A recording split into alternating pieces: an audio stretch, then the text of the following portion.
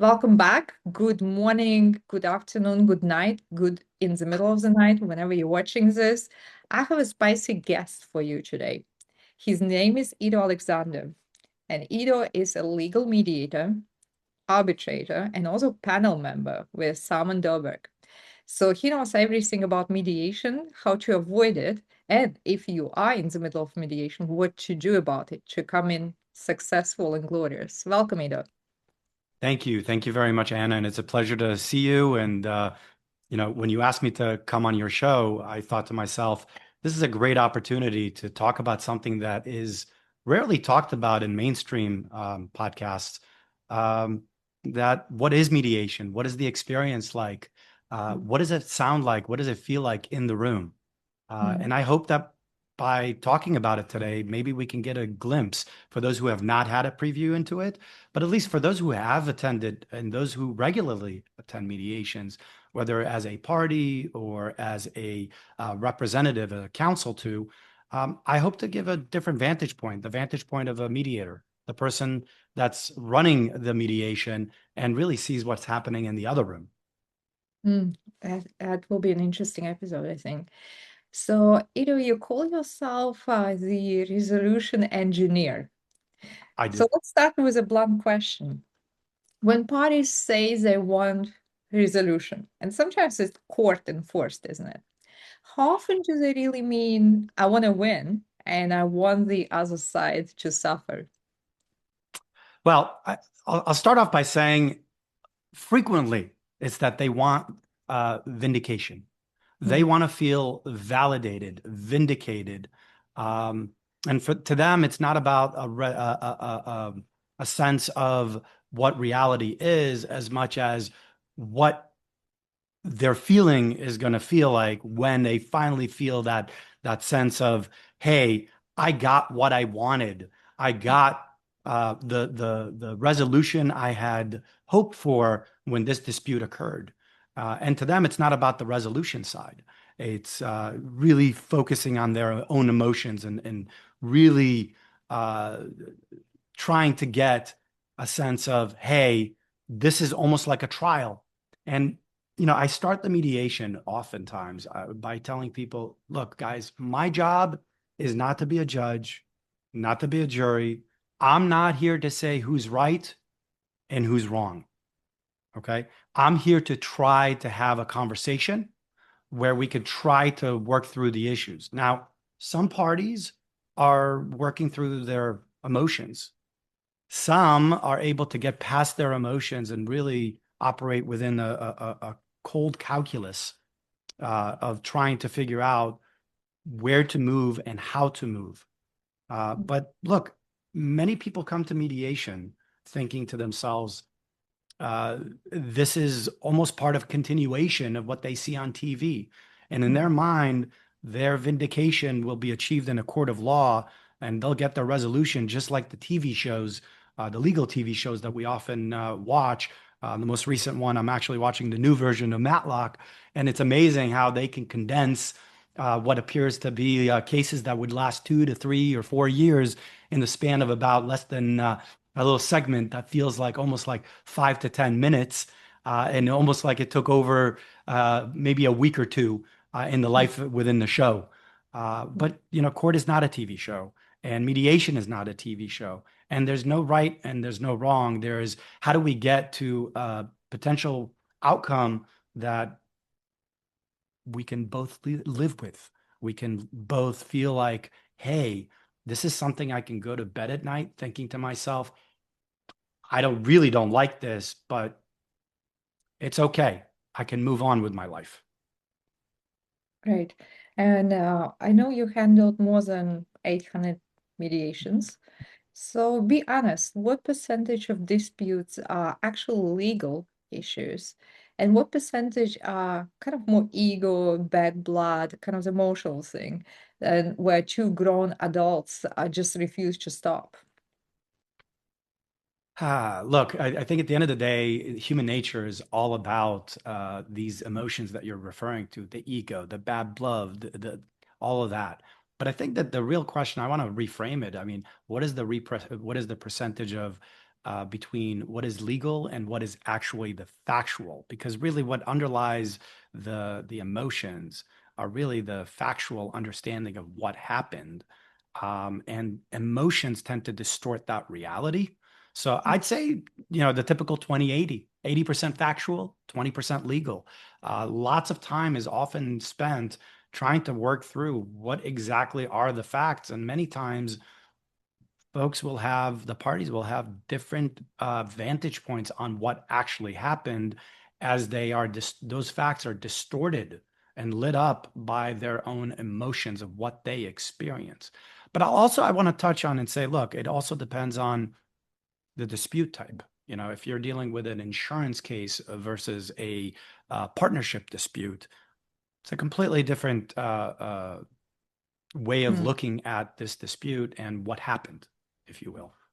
Mediators always talk about finding common ground. Sounds lovely. But quite often in life, one side is delusional, the other side is insulted, and both lawyers at the same time are billing by the hour. So what do you do? It's a good question. Look, I think if they're in one room, separate them immediately. If we are already in our own room, and there's that sense of high emotions that are running, I'd say let them vent, let them feel heard, let them validate their feelings, and I think that goes a long way to try to move to the next part, which is trying to work through the problem. Um, but when one side is delusional and the other one is insulted, I think it's also important to keep in mind that we need to look at options, look at trying to test reality, and trying to ground each party to where we're at and where we're headed. Mhm, Especially given the fact that we're only here on a limited time. Each party is billing by the hour. I'm billing by the hour. mhm, It's important to keep the process moving, and recognize that in order to keep the session moving, we need to uh, acknowledge, identify, acknowledge, let them feel heard, and move on to the next, and to start testing their options and mhm. figuring out what reality looks like and where do we move from here. Love it. Yeah. Separating people is always a good idea, I think, in a conflict initially. Absolutely. Oh, And letting them be heard. yeah, yeah. Um, and I noticed that many mediators say, we are just facilitating, we are facilitators, we are not really pushing for a deal. Isn't it this just saying kind of professional way of saying these people who go to mediations are just hopeless and I'm just sitting there watching the circus. So if you're not pushing for resolution, just facilitating, what is your role? How do you see your role in it? Yeah, look, I would look at the word facilitation as really, I'm a person that will facilitate momentum. I Hmm. am pushing to try to create a momentum towards narrowing a chasm and trying to move the parties closer together, recognizing that sometimes the parties may have a reality check that they'll need to step out of that process and get maybe, so to speak, step into the ring, get their nose bloodied, and then come back for a second round of mediation. My Hmm. hope is that the process was put in place to create the momentum to try to get to an ultimate resolution. And, look, at the end of the day in Florida, the statistics speak for themselves. 98% of all cases in Florida are disposed of not by trial. A large Hmm. percentage of that is by settlement. We don't know Yeah. what's the percentage, but the statistics speak for themselves. Hmm. Yeah, great. So kind of moving away a little bit from kind of family disputes and things like that to more kind of commercial disputes. So commercial disputes, partnership breakups, real estate fights. What is the biggest lie people tell in mediation, other than it's not all about the money? So I just want to touch on you had said family. I just want to make sure I deal with high emotions. I don't do family, but I deal with high emotions in partnership disputes and Mm, in even in commercial disputes. There are times mhm, that you see high emotions. But mm, in answer to your question, what is the biggest lie? The common line is I come here and I'm negotiating in good faith. Mm, Um, Look, in Florida, the threshold of negotiating in good faith is, you know what that is? Just showing up, checking the box. I showed up to the mediation. mm, So mm, that's not reality. What you do see is you see that you see it by how people are negotiating. Are they mhm, negotiating on a, you know, on a $3 million dispute? Is a party moving $10,000 and not letting any inch on any non-monetary term? mhm, To me, that behavior shows whether or not they're willing to have the concessions, and the message that they're sending with their number sends mm, really a bigger idea as to, are we going to try to resolve things today, or are we going to do I call it trench warfare, if you will, mhm, and without an outcome. mhm. Yeah. So I'm sure you work with strong emotions on that side of things as well, high stakes conflicts. So tell me this, who is usually harder to manage? The actual clients or their lawyers who quite often think they are the smartest person in every room? The smart. So let's talk about the client first. Mhm, The clients could also be the smartest guy in the room. But the clients are challenging, but I think that it's the dynamic really between the lawyers and the clients. And yes, you do get also the lawyer and it's not often, but you do get attorneys that think that they are the smartest person in the room, and they'll be very performative and they'll try to put on a show to their client. But I'd say it's the relationship between client and lawyer. And when you have a lawyer that's the smartest guy in the room, that ends up creating a dynamic that is pouring kerosene on the fire, if you will. So mhm, if you have a client that is uh, already predisposed to having a distorted reality, and an mm, attorney that's the smartest guy in the room, that is a really bad toxic mix, because you have an attorney that's now pouring kerosene on the fire. And ultimately, it's not going to end up well in terms of an outcome, because, well, you're not moving the parties. The attorney is there, in mm, my view, to act as a reality check against their own client, mm. oftentimes.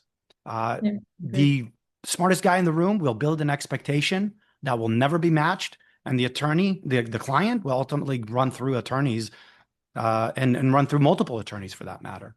Mhm. I actually admire your experience. I know you have experience in a number of fields, which also makes you a strong mediator. I'm aware that you worked with bankruptcy cases, insolvency, restructuring. So, in your opinion, with that kind of background, when a business dispute lands in mediation, how often is the real issue bad business judgment dressed up as legal outrage? Um, Oftentimes it is. It's Mm, hiding bad decision making along the way, mm, and trying to hang their hat on a legal technicality, if you will. But I think that that my background in the insolvency world, not only does it give me the ability to fully understand multiple types of business industries, but it also drives sort of the mindset of understanding what happens at the end of the road, because oftentimes you end up with um, cases that are running and running forward with almost like with attorneys that are running forward like with blinders on, mhm, or clients that are failing to recognize, um, or both, failing to recognize that at the end of the road, there's a piece of paper you're going to get from this legal process that you are going through, meaning a judgment. And at the end mhm, of the day, what happens then? Will mm, you have a nice piece of paper that you can never collect on?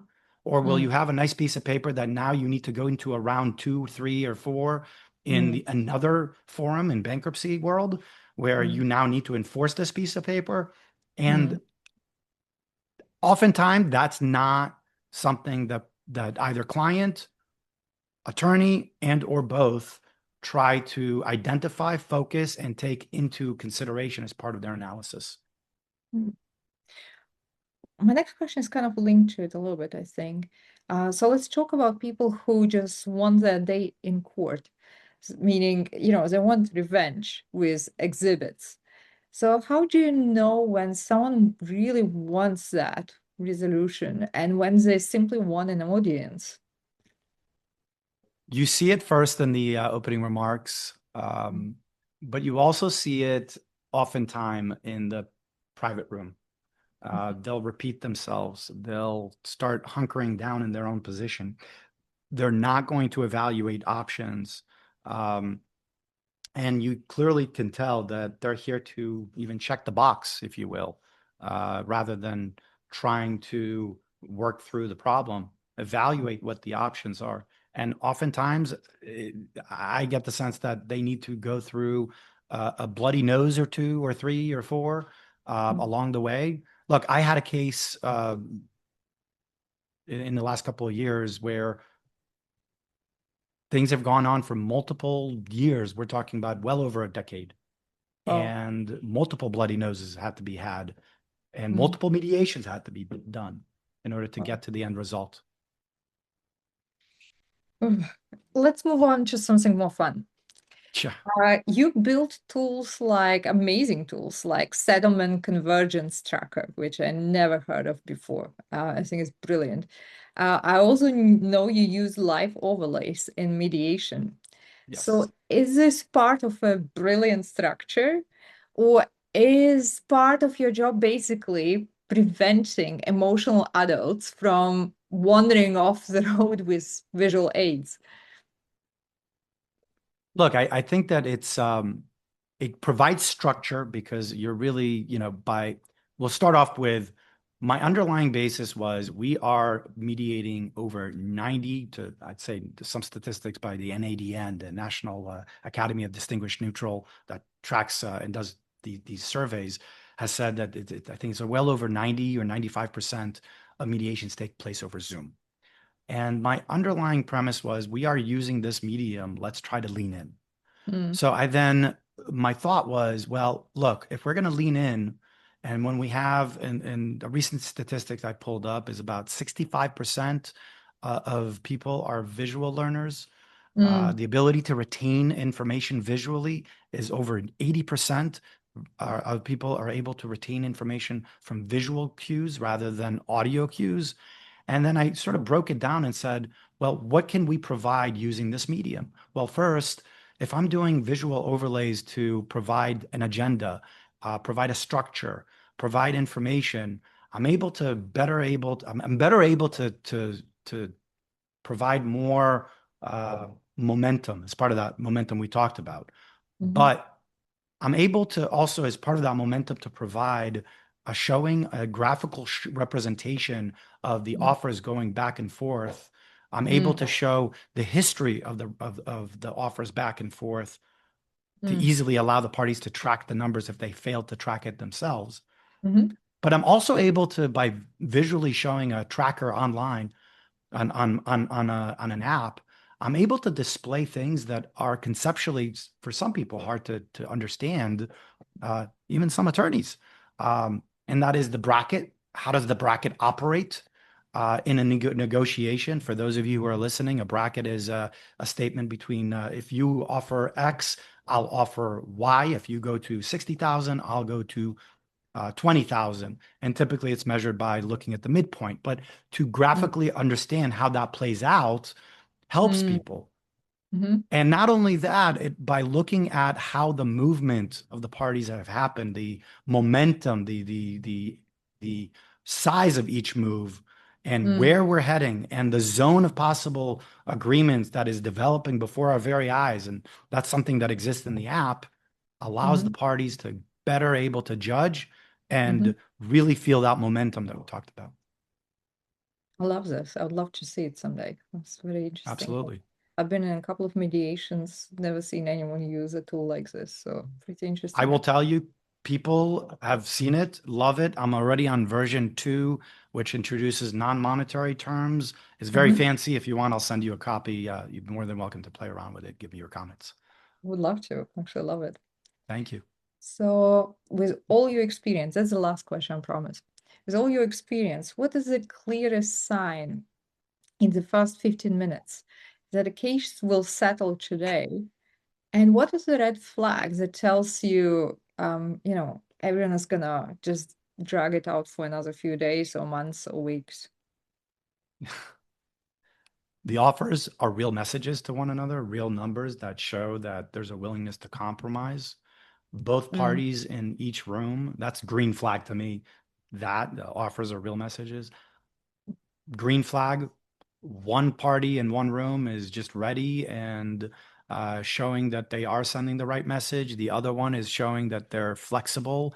And the two are sort of the way I describe it to both parties when I go into each room is we're talking in the same frequency. We may not be mhm. talking, directly and getting to a Same resolution, number. but the Yeah. frequency is there at least. Mhm, Red, we're not going anywhere.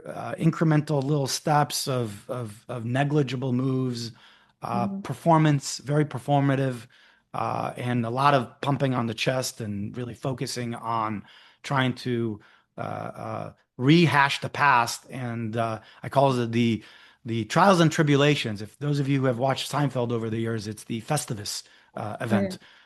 Mm, great. So, let us get to know you a little bit better on a more personal side of things, which I know you're not prepared to answer those questions, but let's see what we Please. can get out of you. So, tell me, what is the strangest thing you Googled in the last couple of weeks? That is a great question. I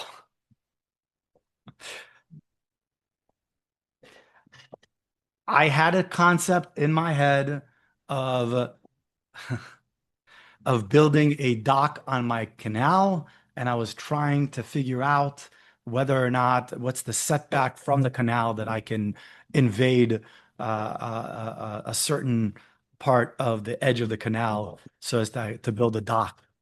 I guess that's Mhm. a strange one. Love it. So, what is the coolest thing you've built with AI? It could be, a concept, a plan, a strategy. Have you used Claude or any other tools to create something and you were like, wow, this is absolutely amazing? The coolest thing was in the last, using Claude, Hmm. understanding that in the last couple of weeks they launched their visualization function, and Hmm. understanding with the latest model that I'm fully capable of building dashboards based on my own data that I track for my mediation practice, not necessarily the session itself, but as much as understanding my own business intelligence and building very much business intelligence, high-end business intelligence dashboard that can really inform me on a very granular understanding of how to drive it further. Love it. Okay, a couple of more questions. How and where did you meet your wife? Um, she was working in the law school copy center, a Oh, library copy center, mhm. and we started chatting. And I gotten to know her, but it was not until 5 years later that I Oh, met her at an event, and we went on a date, and the rest is history. magic 3 kids happens. later, Oh my, and been together for well over 17 years. how did you choose the names for your children? And what's the name where you argued a lot about? You had so many different options, it was really difficult to narrow it down. The first, our first child, Eitan, was Mhm, born in the aftermath of my father-in-law's passing. mm, Eitan means strength. And for both of us, it was a very, and for those of you who don't know, it's a Hebrew name, Eitan, but in English, it's Ethan. That's the equivalent. But for both of us, it was very much one of our first choices for both of us on our mhm, list. And when we compared them, it was very easy to pick from. Our middle child, Elon, we wanted to have a sense of spring. Elon means a small tree in Hebrew.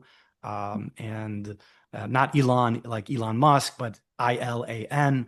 And mhm. with that, we wanted to have the feeling of spring freshness. And then with our youngest, our 3-year-old, it was Aviv, which is spring, and they happen to be all with the first letter of the Hebrew alphabet, Aleph. And my Mhm. last name is Alexander. That was not intended. Mhm. Aleph for Alexander. And so all three children, initials in Hebrew are Aleph, Aleph. So that's an interesting little factoid. Oh, I love that. Well, thanks very much for your time. It was a pleasure to get to know you a little bit better. I'm sure our listeners will be quite excited to hear firsthand insight into mediations because we usually see it from a different side as a either as a party in a mediation or actually a friend of someone who just came from a mediation and either came back beat up or happy, and you hear all sorts of stories, all sorts of theories about it. So thanks for giving us some insight into it. It was truly fun and interesting and engaging to talk to you today. Thank you very much, Anna. And, I really enjoyed talking to you. I will tell you, mediation is my passion. My goal is always to provide structure, process, and progress. And we started off with the resolution engineer, and I'll close off by saying my goal is to engineer the parties across the bridge and that we're building together at the end of the day. Thank you. Your Thank you for passion inviting really me. shows. Thank you.